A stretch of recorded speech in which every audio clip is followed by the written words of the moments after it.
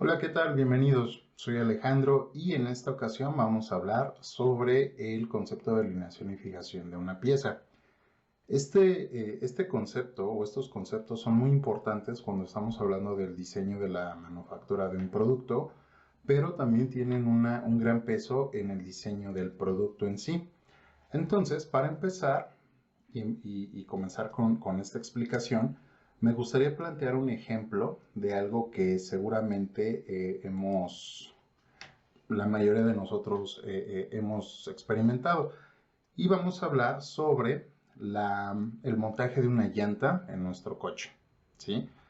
Vamos a suponer para este caso que ya hemos desmontado la llanta dañada y vamos a instalar el repuesto. Bien, entonces supongamos que vamos a montar la llanta en el eje del coche y tiene esta forma. Bien, lo primero que vamos a hacer seguramente es cargar la llanta para hacer que el barreno central del rin coincida con el eje del coche. En este caso, pues lo vamos a subir hacia arriba o hacia abajo o lo vamos a mover a la izquierda y a la derecha. Una vez que hemos logrado montar la llanta sobre este eje, lo vamos a empujar para que esta superficie, ¿sí?, haga contacto con la superficie de la masa.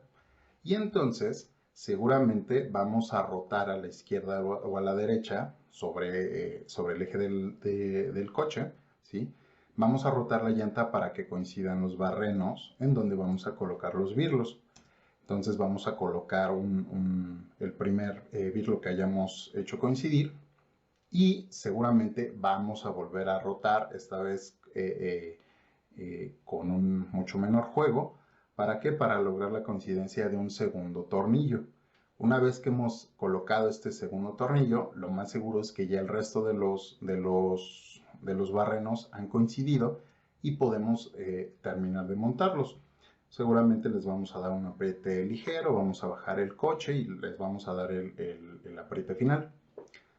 Lo que quiero que hagamos en este momento es tratar de desglosar y agrupar todas estas actividades que hicimos en estos dos conceptos, alineación y fijación. Para empezar, tuvimos que mover la llanta o alinearla, ¿sí? ¿Para qué? Para que coincidiera con los elementos de fijación de la masa.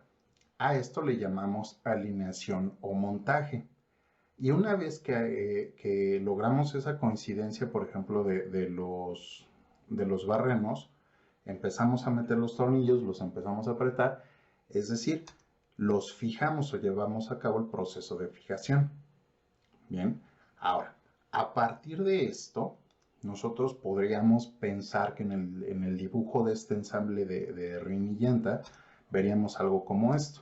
Seguramente vamos a tener una serie de ejes de simetría, ¿sí? Veríamos una cota relacionada con el barreno central del rin. Aquí quiero hacer una aclaración. Esta tolerancia y esta dimensión no son reales, son valores que he asignado para fines demostrativos únicamente. Pero seguramente sí vamos a tener un valor nominal con una tolerancia de tamaño.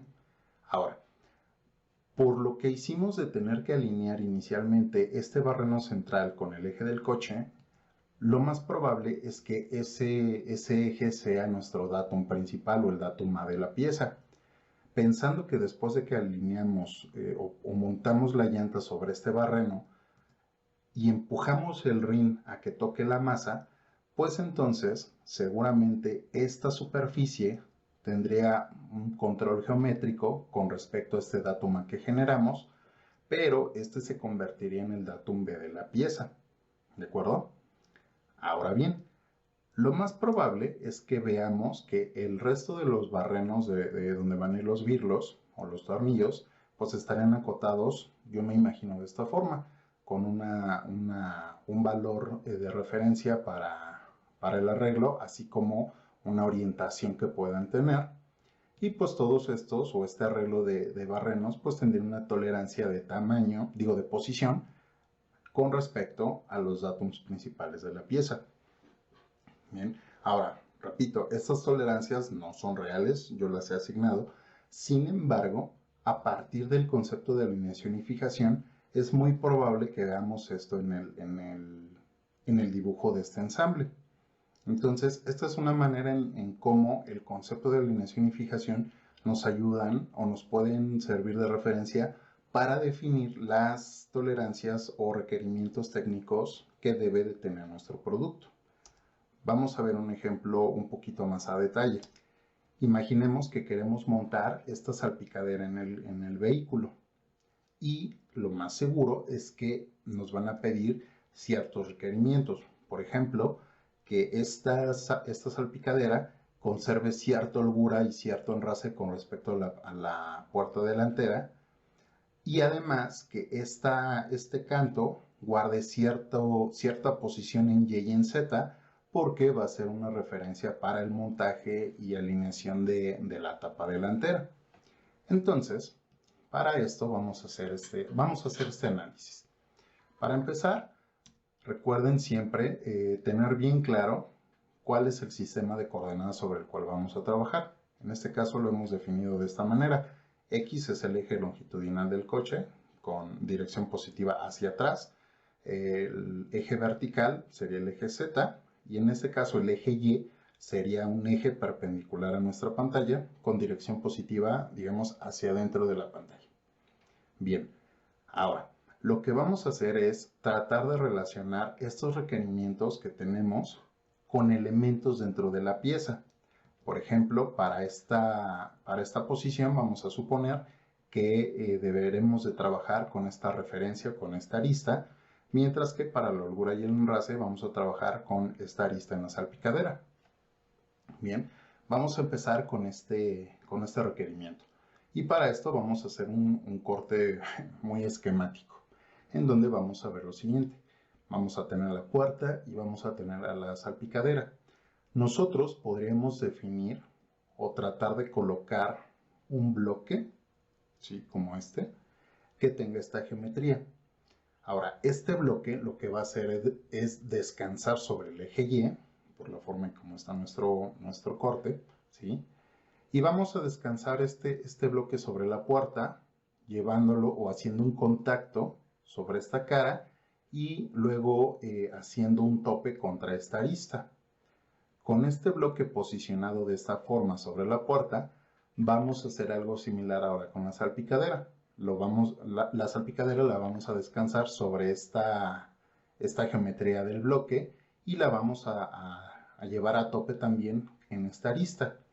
De esta forma, lo que nosotros estaríamos haciendo es alinear la salpicadera con la puerta y al mismo tiempo estamos controlando la holgura.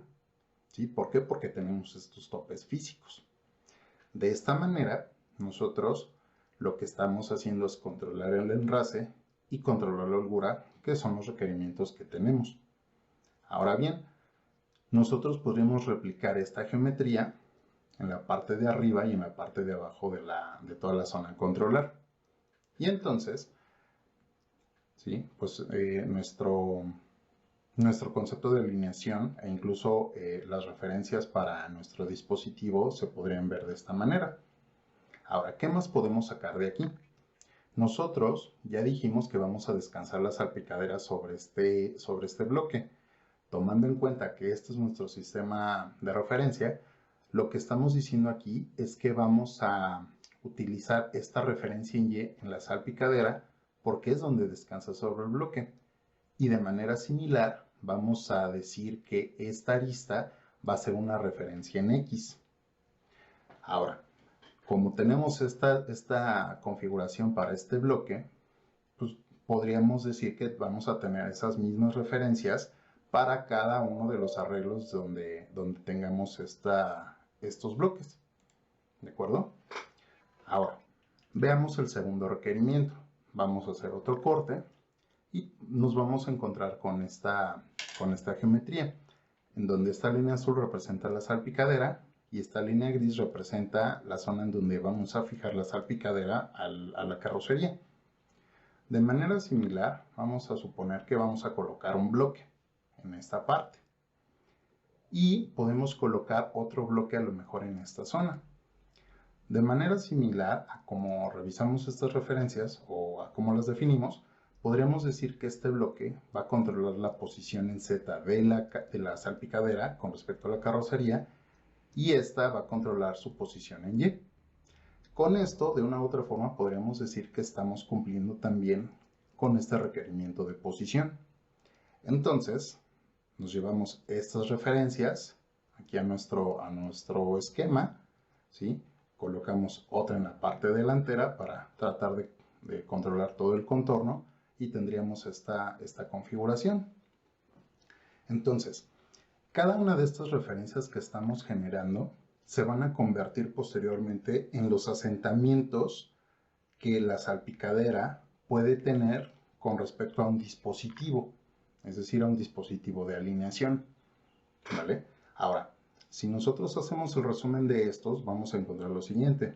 Tenemos 3 asentamientos que controlan X, 5 asentamientos que controlan y 2 asentamientos que controlan Z.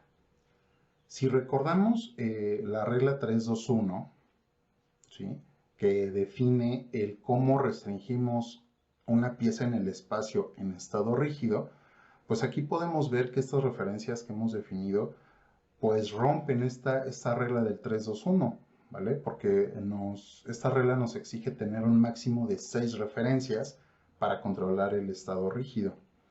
Es bien importante que entendamos que el concepto de alineación, por definición y para el primer grupo de elementos de referencia, siempre nos pide que cumplamos con esta regla del 321. Voy a cambiar aquí al láser, ¿sí? Nos pide que cumplamos con esta regla 321, es decir, 3 puntos definiendo un plano, 2 puntos definiendo una línea y un punto para definir el origen. Si quieren conocer más sobre cómo se genera esta regla del 321, los invito a que vean el video de grados de libertad. Les voy a dejar el link en la descripción para que lo entiendan mejor. Pero bueno, regresando a nuestro caso. En este análisis que hemos hecho, pues tenemos referencias de más, digamos que pues no nos permiten aplicar o definir o decir que este concepto de ensamble cumple con esta regla 321. Por lo tanto, vamos a hacer un análisis un poquito más detallado. Bien, entonces, tenemos que ahorita las referencias principales son estas. Ahora, podemos tener también referencias secundarias, pero lo primero que debemos de garantizar es que las referencias principales cumplan con la regla 321. Bien, para esto vamos a empezar analizando, por ejemplo, la salpicadera en esta vista frontal. Y vamos a colocar los controles o las referencias o asentamientos que hemos definido para Y. Bien, por recomendación, cuando vamos a definir una referencia, o una serie de referencias, estas tienen que estar siempre en la misma cara o sobre el mismo elemento. Por ejemplo, estos 3 elementos en Y están sobre la cara exterior de la salpicadera, mientras que estos 2 están en una cara interna. Por lo tanto, estos 2 elementos no cumplen con esa recomendación de mantenerlos en la misma cara. Los podemos utilizar, pero al menos no como referencias principales. Entonces, lo que podemos hacer es convertirlos en referencias secundarias o auxiliares.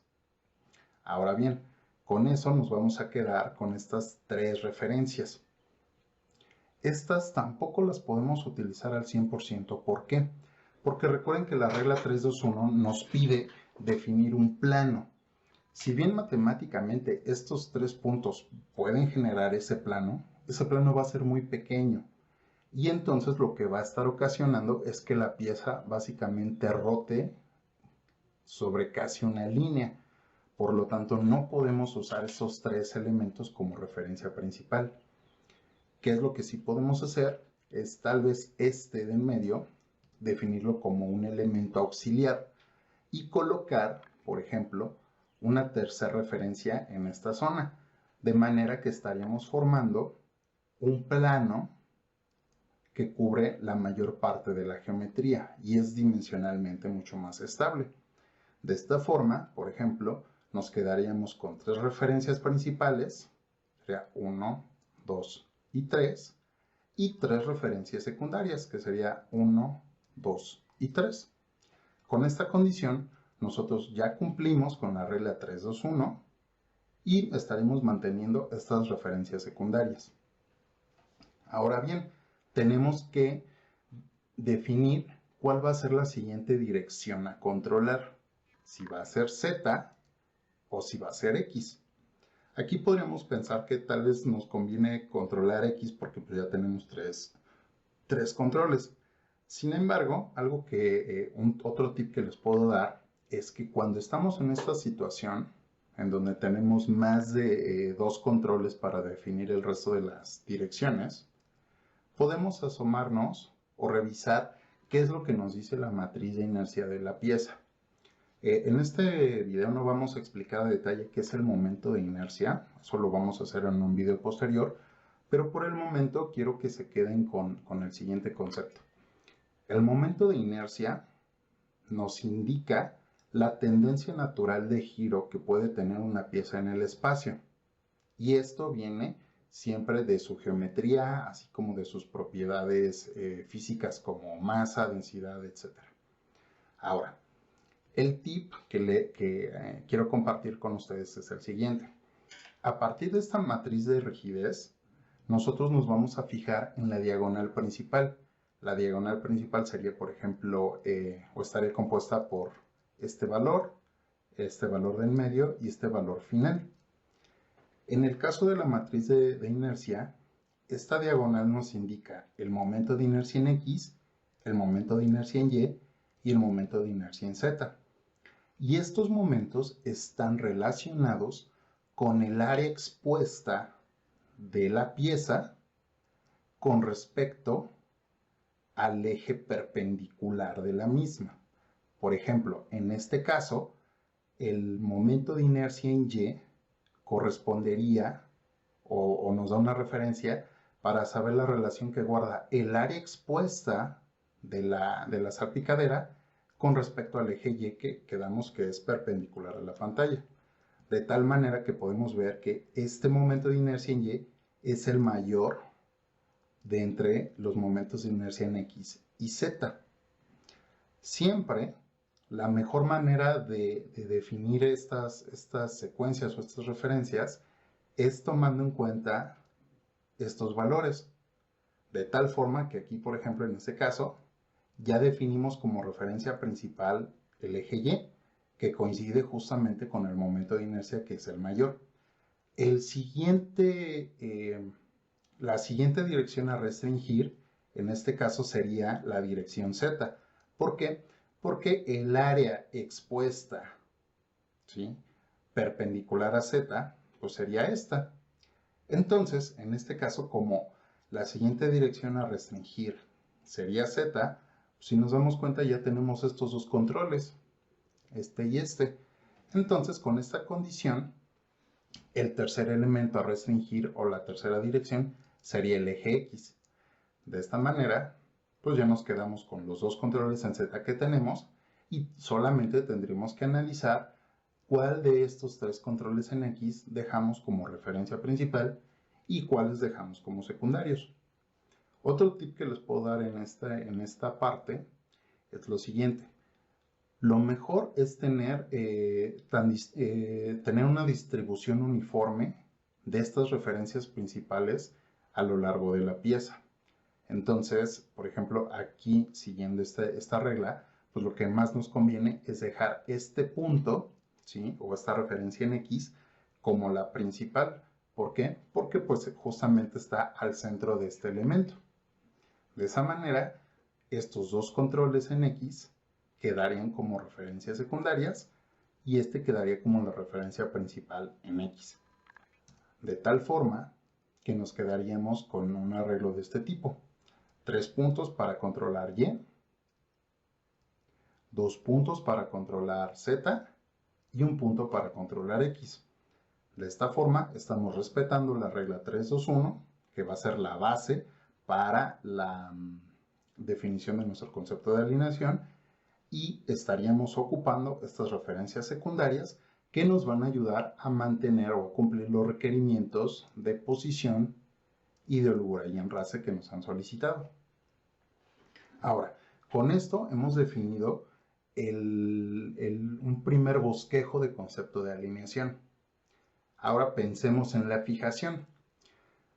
Cuando vamos a definir el concepto de fijación, es muy importante que sepamos qué tipo o cómo va a ser el método de unión. Por ejemplo, puede ser una unión atornillada o puede ser cualquier otro, ¿no? Por ejemplo, en este caso, un spot weld. Es importante que cuando estamos definiendo estas referencias, nos aseguremos que el concepto de alineación permita que podamos llevar a cabo esta alineación. Por ejemplo, nosotros podríamos pensar que el unir con spot weld es mucho mejor. ¿Por qué? Porque pues aquí no nos importa mucho la posición entre sí de las láminas, en tanto cumplamos, por ejemplo, las distancias mínimas para la soldadura. Sin embargo, lo que puede suceder, o bueno, en comparación, por ejemplo, con la unión atornillada, ¿sí? Es que en este caso, el concepto de alineación debe de permitir que una vez que hemos alineado las piezas, en este caso, pues tengamos esta mínima coincidencia de barrenos para poder meter el tornillo.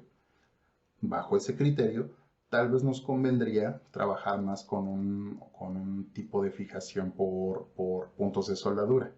Sin embargo, también debemos de pensar en el tamaño de herramienta que vamos a necesitar para hacer la unión. Por ejemplo, para el spot weld, a pesar de que no nos importa mucho cómo van a estar alineadas, sí nos requiere un mayor espacio. ¿Para qué? Para poder llegar con la herramienta. Tal vez, en este caso, para esta salpicadera, pues tengamos, o el spot weld no sea lo mejor. ¿Por qué? Porque no vamos a tener espacio para meter la herramienta de soldadura. Sin embargo, por medio de una unión atornillada es mucho más sencillo. ¿Por qué? Porque lo podemos alcanzar fácilmente con un desarmador o con un taladro, ¿no? Para este caso, vamos a suponer que vamos a trabajar con la unión atornillada. Ya hemos identificado el tipo de unión o el método de unión. Ahora debemos de pensar también en la secuencia, en cómo vamos a atornillar o cómo vamos a fijar. En el caso de la llanta, pues tenemos 5 tornillos. Supongamos que para el caso de esta salpicadera vamos a tener 10 tornillos. Entonces, ya definimos cómo vamos a unir. Ahora necesitamos saber qué secuencia o en qué orden vamos a colocar los tornillos. ¿Por qué? Porque dependiendo en dónde empecemos y hacia dónde vayamos, es que vamos a ir arrastrando esa variación dimensional que puede tener la pieza, ¿sí? Por ejemplo, en este caso, pues estamos suponiendo que se va a empezar con un tornillo de este lado, vamos a seguir con el segundo tornillo, el tercero y así sucesivamente hasta llegar al 10º. Bien podría ser posible que ocupáramos otra secuencia, no sé, una secuencia en zigzag. Aquí sí se dan cuenta, nosotros, así como si estuviéramos estirando una hoja de papel o un pliego de papel, pues dependiendo hacia dónde la estemos llevando, es hacia donde se va a ir nuestra variación dimensional. Entonces, dependiendo la unión, el método de unión, así como la secuencia de unión, pues podemos tener variación dimensional por concepto de fijación. En esta etapa también juega, por ejemplo, un rol muy importante la cantidad de personas que vamos a utilizar o cómo se va a llevar a cabo este proceso. Por ejemplo, si es un método automatizado, pues dependerá de la secuencia. Pero si fuera un proceso manual, por ejemplo, pues va a depender de cuántas personas tengamos para hacer esta unión. Aquí, por ejemplo, podríamos deducir que pues hablamos de una sola persona que va a seguir ya sea esta secuencia o esta secuencia en zigzag. Es muy importante que tomemos en cuenta estas consideraciones para el concepto de alineación, ya que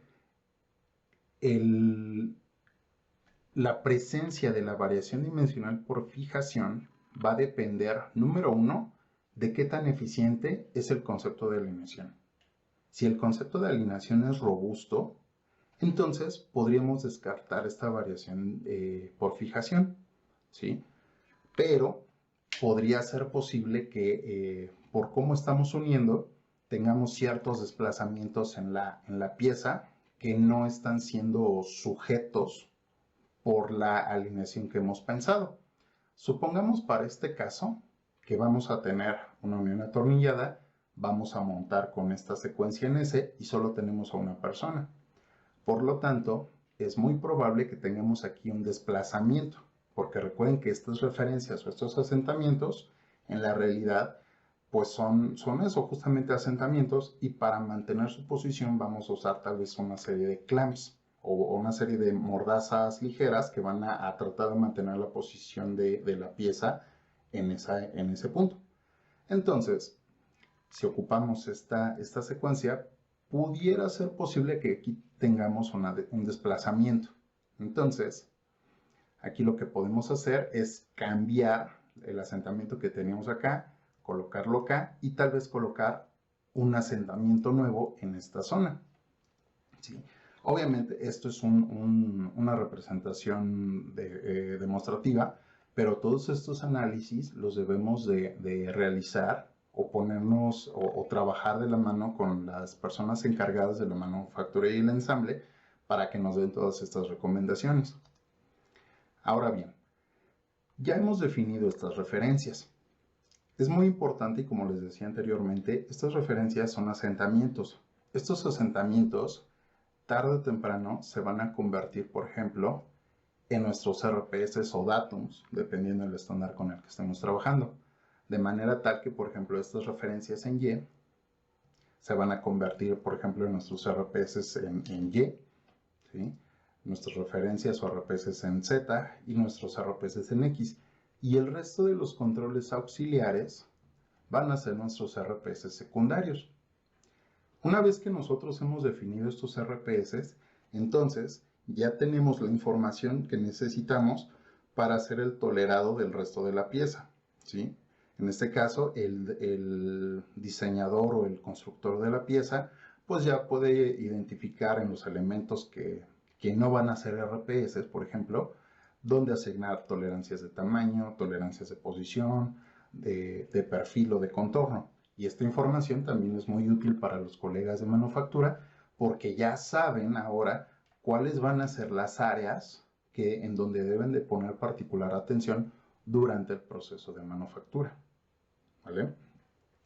A partir de esto, me gustaría compartir con ustedes una serie de tips y recomendaciones. Lo primero, cuando estamos haciendo estos conceptos de alineación y fijación. Número 1, necesitamos conocer los requerimientos del producto. Debemos de relacionar los requerimientos del producto con los elementos en las piezas. Por elementos vamos a hablar de barrenos, superficies, etc. Necesitamos conocer en la medida de lo posible la geometría y la manufactura del producto. Muchas veces cuando hablamos de un producto nuevo, tal vez no conocemos o no sabemos qué manufactura vamos a tener, pero sí podemos tener, por ejemplo, la información de la geometría, que nos va a ayudar a definir, como vimos, las direcciones que tenemos que restringir y en qué orden. Es muy importante que cuando estamos definiendo estas referencias o estos asentamientos, busquemos que estén tan distribuidas como posible a lo largo de toda la pieza. Si tenemos referencias muy cerca entre sí, entonces vamos a tener efectos de factor geométrico muy altos. Si tienen duda con lo que es el factor geométrico, los invito a que revisen el video de factor geométrico, les dejo el link en la descripción. ¿Sí? Estas referencias que nosotros definamos tienen que ser de fácil acceso y también permitir el fácil acceso para los elementos y herramientas de fijación. ¿Vale?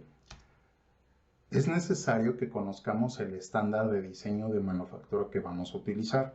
Por ejemplo, si vamos a utilizar RPS, si vamos a utilizar datums, ya sea por ASME o por ISO, es importante que lo conozcamos porque estos asentamientos se tienen que convertir, de nueva cuenta, en esos datums o RPS. Y bien importante, conocer o estar conscientes de que en la medida en que nosotros definamos estas referencias, podemos aumentar o impactar directamente tanto en los costos como en los tiempos relacionados con la pieza. ¿Por qué? Porque si nosotros estamos definiendo asentamientos que se van a convertir a su vez en datums, sabemos bien que estos datums se van a convertir en referencias físicas que vamos a ver en dispositivos, check-in fixtures, programas de inspección, etcétera, etcétera. Entonces, mientras más datums tengamos, pues más complejos van a ser nuestros dispositivos. Mientras más complejos sean, pues tal vez van a ser más caros, nos vamos a tardar más en hacer la liberación de los mismos, vamos a aumentar los tiempos de inspección de la pieza, etcétera, etcétera. No hay una regla en sí que nos diga que no podemos tener más de, voy a decir algo, de 10 referencias. No existe. Sí existe esa regla en donde nos dice que debemos de respetar el 3-2-1, pero eso nos da normalmente 6 elementos. Pero hacia más, pues no existe un límite, o al menos yo no lo conozco. ¿Qué es lo que les podría recomendar? Tal vez no suena muy profesional, pero la regla de siempre. Tantos como necesarios y la menor cantidad posible. Esa es una regla que casi siempre nos funciona. ¿Vale? En resumen, el concepto de alineación es nuestra referencia principal para la definición de datums y RPS. ¿Por qué? Porque define cómo vamos a posicionar la pieza para su fijación y por lo tanto su función dentro del ensamble al que pertenece. Además, se tiene que definir con base a la función y los requerimientos del producto. Si nosotros tenemos la necesidad de tener referencias secundarias, estamos definiendo condiciones de sobrerestricción y por lo tanto podemos generar efectos de springback o de recuperación elástica. ¿Sí? Entonces, hay piezas en donde podemos tener esos efectos y es permisible y es de esperar, pero hay otras que no.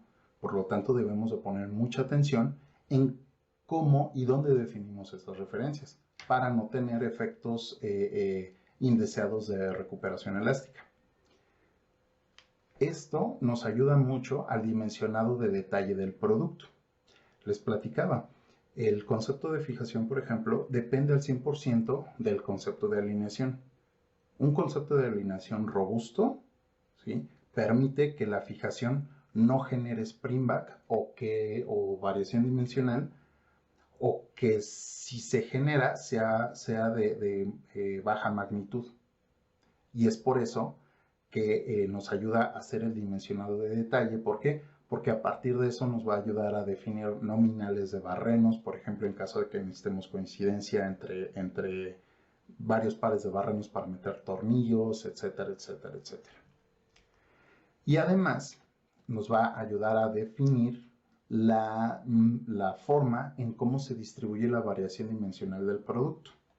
Otra vez, esto va a tener que ver con el tema de factor geométrico. De ahí que debemos de tener una distribución uniforme de estas referencias. Finalmente, el concepto de alineación es la base para el diseño de dispositivos, features y los medios de ensamble que vamos a utilizar para el ensamble del producto final. Por otro lado, el concepto de fijación, ¿sí?, sirve como auxiliar en la definición de datums y RPS. Es decir, este concepto de fijación nos permite hacer un refinamiento de este concepto de alineación inicial. Recuerden que concepto de montaje o de alineación trabaja de la mano con el concepto de fijación. ¿Sí? Dependiendo de la secuencia y los métodos de fijación, se puede tener variación dimensional.